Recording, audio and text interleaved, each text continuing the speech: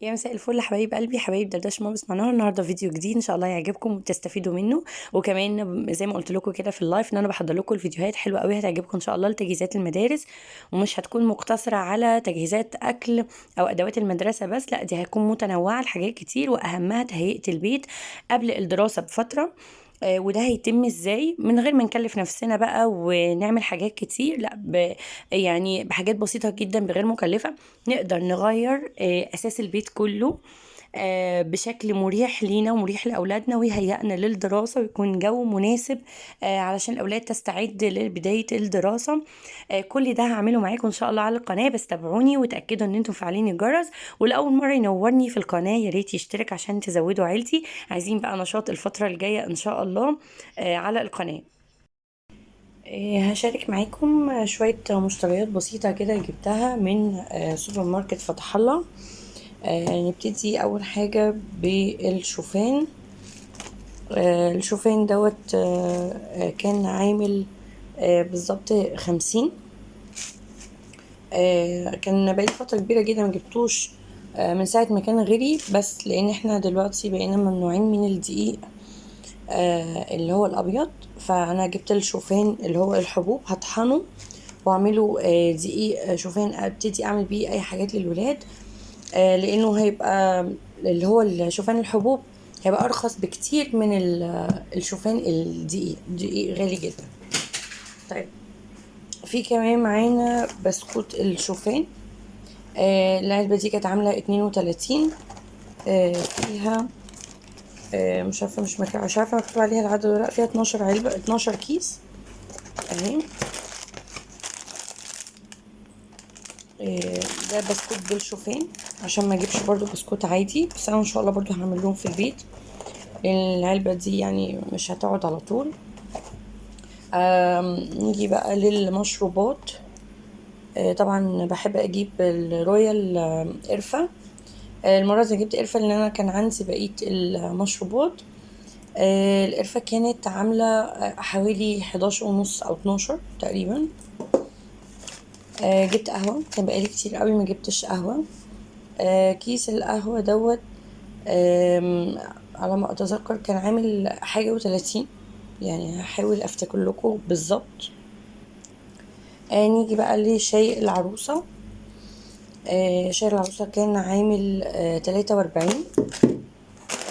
جبت النسكافيه اللي هو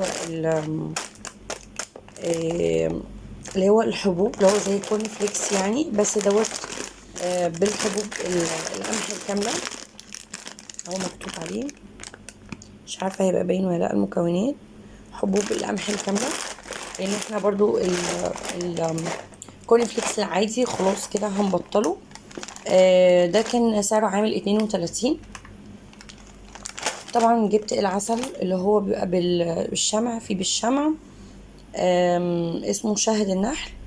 العلبة دي كانت عاملة 45. طبعا ده عسل مفيد جدا اللي هو بيبقى فيه الشمع. كان في عرض على الزبادي 9 عليهم 3. كان سعرهم 55 جنيه. دي كده علبة الملح تقريبا كانت عاملة 8، بس ده ملح أبيض. أنا بستخدمه بس يعني وأنا بنقع حاجة، يعني بعمل محلول نقع مثلا للفراخ او بحيق سمك او سوري يعني بنقع سمك او الكلام ده كله، اللي هو في الشطف والغسيل وتنظيف البروتينات والحاجات اللي زي كده. لكن بطلت احطه في الاكل. انا دلوقتي بستخدم في الاكل ملح الهيمالايا، انا وريته لكم قبل كده في الفيديوهات بتاعه المشتريات السابقه. اللي عاوز يشوفه ممكن يرجع الفيديوهات هيلاقيها، لان انا مشترياتي ما بتبقاش هي كل شهر، انا بيبقى مختلفة. الحاجات الثابتة ممكن يبقوا 2 3، لكن الباقي دايما بجدد لان بشوف ايه اللي خلص عندي وبجيب غيره.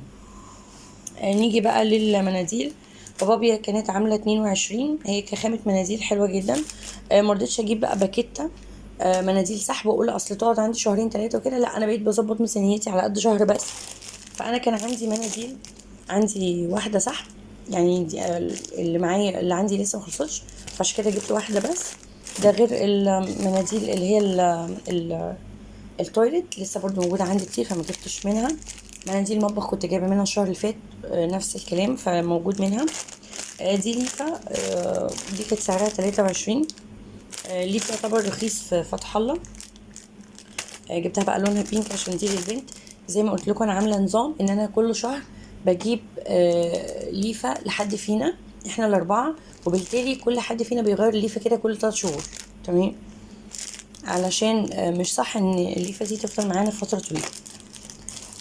نيجي بقى للاستاذ الكبير اللي يعني بيظبط الميزانيه بتاعتنا. دوت الاريال. دوت عامل 2 كيلو 600. كان سعره عامل بالظبط 155. وده كده كان يعتبر عليه عرض لان هو بيبقى ب185، يعني جبته ب155 بدل 185. جبت بقى كمان كلروكس ابيض. انا بقعد فترات كبيره جدا عقبال ما بجيب الكلوروكس الابيض اللي هو بتاع الشركات اللي هو كلوريكس. انا دايما بجيب اللي هو السايب من عند بتاع المنظفات، بيوفر معايا جامد جدا. بس انا حاليا محتاجه الكلور اللي بيتحط جوه الغساله، مش اللي بنقع فيه الغسيل زي ما قلت لكم فكره النقع قبل كده، عشان بس عايزه انجز وقتي اليومين دول. لان الموضوع طبعا النقع برضو يعني ببقى عامله له وقت وبياخد مني وقت جامد. وانا حاليا عندي تركيز على حاجات معينه قبل دخول الدراسه، وده يمكن كلمتكم عنه في اللايف اللي فات اللي هو كان امبارح. بس ان شاء الله يعني فانا اليومين دول هركز في حاجات معينه، فبدات اظبط وقتي لانه الوقت مش هينفع نعمل فيه كل حاجه، بتبقى دايما حاجه على حساب حاجه، بس بنظبطها كده وبنرتبها. اخر ما حاجه معايا المانجا.